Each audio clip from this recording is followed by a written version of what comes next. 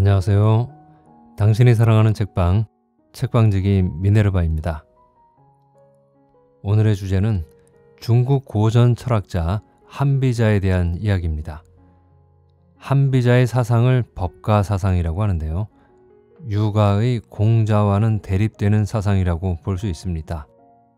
이미 우린 공자와 맹자로 이어지는 유가에 대해서는 어느 정도 알고는 있지만 그 외의 제자백가 사상들에 대해서는 어떤 것들이 있는지, 또 그들이 어떤 생각을 가지고 나라의 통치 이념으로 삼으려고 했는지 잘 모르는 부분이 참 많지요.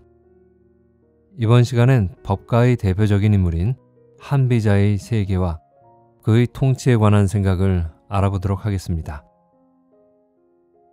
한비야말로 내가 오랫동안 찾아 헤매던 자이다. 그와 교유할 수만 있다면 여한이 없겠구나.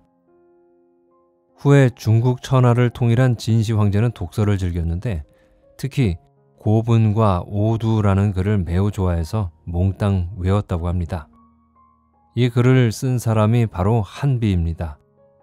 진시 황제가 이렇게 말한 걸 보면 한비는 천하 통일을 이룩한 진나라에서 엄청난 권세를 누렸을 것 같죠? 하지만 그의 삶은 기구했습니다. 사마천의 사기에 따르면 한비는 전국시대 말인 기원전 281년쯤에 한나라 왕인 안의 서출 공자로 태어났습니다. 한비의 본래 이름은 전해지지 않으며 그냥 한자라고 불리다가 후에 당송 8대가 중 한 명인 한유와 구별하기 위해 한비자라고 고쳐 부르게 되었다고 합니다. 전국시대 말인 기원전 234년 훗날 진시 황제라고 불리는 진왕 영정은 군사를 동원해 한나라를 공격합니다. 당시 한나라는 전국 칠웅 중에서도 영토가 가장 작을 뿐더러 문화적으로도 뒤처져 있는 소국이었습니다. 강대국들 사이에 끼어있는 작은 나라로서 한나라가 겪어야 했던 전쟁의 참상은 매우 비참한 것이었습니다. 한비자가 약소국이었던 조국 한나라를 부강하게 만들기 위해 왕에게 법, 세, 수를 핵심으로 하는 그의 사상을 끊임없이 아뢰었지만 받아들여지지 않았습니다. 이에 목숨을 걸고 자신의 사상을 정리한 책을 썼는데 그것이 바로 당시 진왕 정이 읽고 감탄했다는 한비자입니다. 그는 말더듬이었는데 문장이 매우 탁월했다고 하죠. 진왕 정은 한비자를 읽고 이 책을 쓴 사람이야말로 자신의 통일 대업에 반드시 필요한 사람이라고 말했던 것입니다. 한비자와 함께 순자 밑에서 동문수학했던 이사라는 사람이 있는데요. 이 사람은 진나라의 요직에 있었는데 진왕정이 한비자의 글에 관심을 보이자 잔꾀를 했습니다. 진나라가 한나라를 공격했을 때 한비자를 사신으로 보낼 것을 요청한 것입니다. 그 계책은 들어맞았습니다. 그러나 막상 한비자가 진왕을 만나러 오자 이사는 불안감에 휩싸이게 됩니다. 그는 말재간이 뛰어나서 출세할 수가 있었지만 학문의 깊이는 한비자를 따라갈 수가 없었거든요. 그래서 자신의 지위가 위태로워지는 것을 두려워하여 모함을 했는데요. 한비자는 한나라의 공자이니 진나라에 충성하지 않을 것입니다. 그를 기용했다가는 배신당할 가능성이 높고 또 돌려보내면 한나라의 국력이 강해져서 두고두고 골칫덩어리가 될 것이니 이참에 싹을 잘라버리는 게 나을 것입니다. 진왕은 이사의 말을 받아들여 한비자를 옥에 가두지만 그의 능력을 높이 샀기에 차마 죽이지는 못했는데 이사는 독을 주며 자결할 것을 강요합니다. 한비자는 억울함을 호소하며 진왕을 아련할 기회를 달라고 했지만 받아들여지지 않았고 결국 옥중에서 독살당합니다. 후에 진왕은 후회하고 그를 풀어줄 것을 명했지만 이미 한비자는 목숨을 잃은 후였죠. 한비자와 이사는 법가의 대표적인 사상가들로 둘 다 대유학자인 순자의 제자였습니다. 이사는 초나라 출신으로 젊은 시절에는 군의 하급관리로 일했는데요. 그러나 가난한 집의 쥐들이 변소를 전전하며 사는 반면에 부유한 집의 쥐들은 창고에 집을 짓고 살면서 사람을 보고도 무서워하지 않으며 곡식을 먹는 모습을 보고 큰 충격을 받았습니다. 사람의 가치도 어떤 환경에 있느냐에 따라 확 달라진다는 것을 깨달은 것입니다.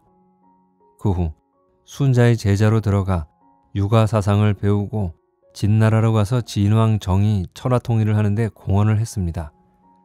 후에 승상이 되어 각 지방의 제후가 다스리는 봉건제를 반대하고 중앙에서 관리를 파견하는 중앙집권적 군현제를 주장했습니다. 그리고 전국의 유생들이 봉건제의 부활을 주장하자 진시황제와 함께 실용서적을 제외한 모든 사상서적을 불태우고 유생 460명을 체포해 생매장을 하는 분서갱유를 저질렀습니다.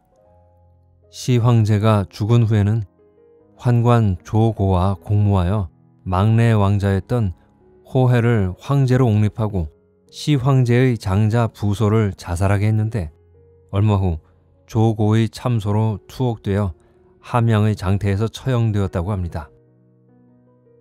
한비자는 법가를 집대성하지만 친구의 배신으로 죽음을 맞이하게 되고 이사는 진나라의 승상이 되어 부와 권력을 누리다가 진나라가 몰락하면서 비참한 최후를 맞게 되는 등 법가 사상가 두 사람의 말로가 그다지 좋지 않아 보이죠. 법가 사상의 시조로 알려진 상앙도 개혁적인 왕인 효공이 죽자마자 사지가 찢겨 죽습니다. 상앙과 더불어 신불해 등이 처음으로 법에 기반한 통치를 주장했고 더 거슬러 올라가면 관포지교로 널리 알려져 있는 관중회까지 이르게 되는데요. 한비자는 이전부터 존재해왔던 법가의 주장들을 순자, 노자를 비롯한 여러 철학사상의 영향을 받아 체계적으로 집대성한 학자라는 점에서 높은 평가를 받습니다. 조국 한나라에서는 자신의 사상이 받아들여지지 않았고 후에 자기를 알아주는 군주를 만났지만 옛 친구의 모함으로 목숨을 잃은 한비자. 그의 능력을 알아보지 못했던 한나라는 후에 진나라에 의해 멸망하지만 진시황제는 그의 사상을 통치 철학으로 활용하게 됩니다. 말더듬이의 서공자. 그러나 뛰어난 식견과 통찰을 가지고 있었던 한비자. 지금부터 그의 철학을 한번 만나보시죠. 송나라에 한 농부가 있었다. 밭 가운데에 그루터기가 있었는데 토끼가 달려가다가 거기에 부딪혀 목이 부러져 죽었다. 그러자 쟁기를 놓고 그루터기를 지키며 다시 토끼가 와서 부딪혀 죽기를 바랐다. 토끼를 다시 얻을 수는 없었고 그는 송나라의 웃음거리가 되었다. 지금 요순 같은 선왕의 정치로 당대의 백성을 다스리기를 바라는 것은 모두 그루터기를 지키는 송나라 농부와 마찬가지가 아닌가. 한비자의 오두편에 나오는 이야기입니다. 수주대토라는 사자성어는 말 그대로 풀이하면 그루터기를 지키며 토끼가 나오기를 기다린다는 뜻입니다. 어떤 착각에 빠져 되지도 않을 일을 공연히 고집하는 어리석음을 비유할 때 쓰는 말이죠. 한비자는 앞의 수주대토 비유에서 공맹을 비롯한 유가 사상가들을 송나라 농부에 비유하고 있습니다. 공자와 맹자는 인간의 본성이 선하기 때문에 그 어진 마음을 드러내기만 하면 그것이 예가 된다고 했습니다. 하지만 한비자는 인간이 어진 마음을 드러내어 착한 행동을 하는 것은 우연에 불과하다고 보며 그것을 기다리는 것은 마치 토끼가 와서 그루터기의 머리를 받기를 기다리는 것과 같다고 봅니다. 유가의 이상적 왕들은 요순과 주나라의 성왕들을 비롯한 옛 성현들입니다. 반면 한비자는 급격하게 변화하는 현실 앞에서 선왕들의 사상에 집착하고 이를 기반으로 정치를 펼치는 것은 옳지 않다고 말합니다. 시대의 변천은 돌고 도는 것이 아니라 진화하는 것이니까요. 그러므로 유가의 복고주의는 진화에 역행하는 어리석은 착각이라는 것이죠. 한비자는 낡은 관습만을 지키려는 유가를 토끼를 기다리는 농부에 비유하면서 조롱한 것입니다. 그런 의미에서 그는 중국 역사상 최초로 사회의 진보를 주장한 사상가라고도 할 수 있습니다. 공자는 인간과 인간의 관계를 결정하는 가장 중요한 요인으로 어진 마음인 인, 즉 사랑을 말했습니다. 그리고 인의 출발로 부모와 자식의 관계를 듭니다. 부모가 자식을 내 몸처럼 사랑하고 자식은 그런 부모의 사랑에 보답하고 예를 차리고 그러한 사랑이 형제, 이웃, 나라에 확장된다면 사회에 인이 이룩된다는 것이죠. 이를 두고 효제 충신이라고 합니다. 그러나 한비자는 이러한 생각을 뒤집었습니다. 한비자는 육아의 인간관을 철저하게 부정합니다. 일례로 심지어 부모가 자식을 대할 때도 인이 아닌 리 또는 이를 앞세운다고 말합니다. 그게 진실이라는 것이죠. 부모가 자식을 대하는 태도를 보면 아들을 낳으면 반가워하고 딸이 태어나면 죽이기도 한다. 아들이나 딸이나 다 같이 어버이 품 안에서 태어났는데 왜 아들일 때는 기뻐하고 딸이면 죽이는가? 그것은 부모가 나중의 사정과 장기적 이익을 계산하기 때문이다.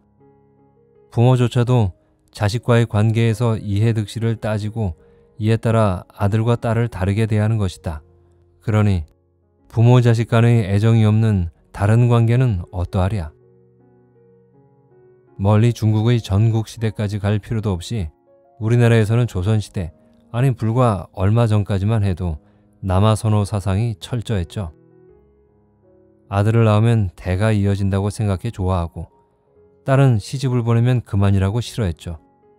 한비자는 부모가 자식을 대할 때도 이러할진데 무슨 인인이 사랑을 논하느냐는 것이죠. 옛날에 유명한 마부 왕량이 말을 사랑한 것은 그 말을 부려먹기 위해서였다. 월왕 구천이 신하를 아낀 것은 전쟁으로 내몰기 위해서였다. 의원이 환자의 고름을 입안 가득 빨아주는 것은 환자에 대한 애정 때문이 아니라 이익을 위해서이다. 술에 만드는 자는 사람들이 부귀해지기를 바라고 관 만드는 자는 사람들이 젊은 나이에 일찍 죽기를 바란다. 이것은 술에 만드는 자는 착하고 관 만드는 자는 나빠서가 아니다. 사람들이 부귀하지 않으면 수레가 팔리지 않고 사람들이 죽지 않으면 관이 팔리지 않기 때문이다. 관 만드는 자는 사람을 싫어해서가 아니라 사람이 죽어야 이익이 되기 때문에 일찍 죽기를 바라는 것이다. 앞에서 한비자와 이사가 대유학자인 순자의 제자들이라고 했죠. 한비자는 순자의 성학설에 영향을 받았지만 한 발 더 나아갑니다. 순자에 따르면 인간의 본성은 동물과 다를 바가 없는데 다행히 생각할 수 있는 려를 가지고 있습니다. 그러므로 바깥에서 예를 강제로 주입하면 선한 행동을 할 수 있다며 예로서 다스리는 예치를 주장했습니다. 즉, 인간은 교화 가능성이 있으므로 본성이 변할 수 있다는 것입니다. 한비자도 순자처럼 인간의 본성은 동물과 다를 바가 없다고 생각합니다. 그러나 순자와 달리 인간의 본성은 변할 리가 없다며 교화 가능성을 부정합니다. 그러니 엄중한 법으로 끊임없이 길들여야 한다는 것이죠. 조금이라도 풀어주면 악한 본성이 나올 수 있으므로 인간의 본성 안에 들어있는 사사로움을 찾아내어 법으로 엄히 다스려야 한다고 주장합니다. 무릇 백성들은 그 본성이 힘든 것을 싫어하고 편하게 노는 것을 좋아한다. 그들이 편하게 놀면 나라가 황폐해진다. 나라가 황폐해지면 사회가 안정을 찾을 수 없다. 사회가 안정되지 않으면 반드시 혼란해지기 마련이다. 그래서 천하의 상벌을 실시하지 않으면 나라의 운명이 쇠락하게 되는 것이다. 한비자는 이렇게 말했는데요. 그렇다고 해서 한비자가 피도 눈물도 없는 무자비한 형벌지상주의자는 아닙니다. 한비자의 칙령편에는 형벌로 형벌을 없앤다. 이형, 거형이라는 말이 나옵니다. 큰 죄를 지어도 형벌이 가벼우면 범죄가 연이어 일어날 것이고 가벼운 죄를 지어도 중형을 가하면 향후 범죄가 계속 줄어들 것이라고 본 것입니다. 그 주장의 방점은 형벌을 주는 이형이 아니라 형벌을 없애는 거형에 있다고 봐야 하지 않을까요? 여러분은 어떻게 생각하세요? 유가에서 말하는 것처럼 인과 예로서 백성들을 다스리자고 주장하는 유가의 생각이 옳을까요? 아니면 강력한 법치 제도로서 백성들을 이끄는 것이 옳다고 생각하시나요? 아니면 그 두 가지를 잘 믹스해서 적절하게 사용하는 것이 옳을까요? 우리가 현재 살고 있는 세상을 가만히 잘 들여다보면 우리 세상은 한비자가 주장했던 법치국가가 아닐까요? 국민들은 예와 인으로 질서를 삼으며 살길 바라면서도 국가는 강력한 법치를 기반으로 하고 있다는 것은 유가나 법가나 각각의 주장이 모두 옳았다는 것을 지금 우리가 증명하는 것은 아닌가 싶습니다. 유익한 시간이 되셨나요? 오늘은 법가 사상의 대표 철학자인 한비자의 이야기를 살펴봤습니다. 즐거운 시간이셨기를 바라고요. 지금까지 당신이 사랑하는 책방, 책방지기 미네르바였습니다. 다음에 또 뵙겠습니다. 감사합니다.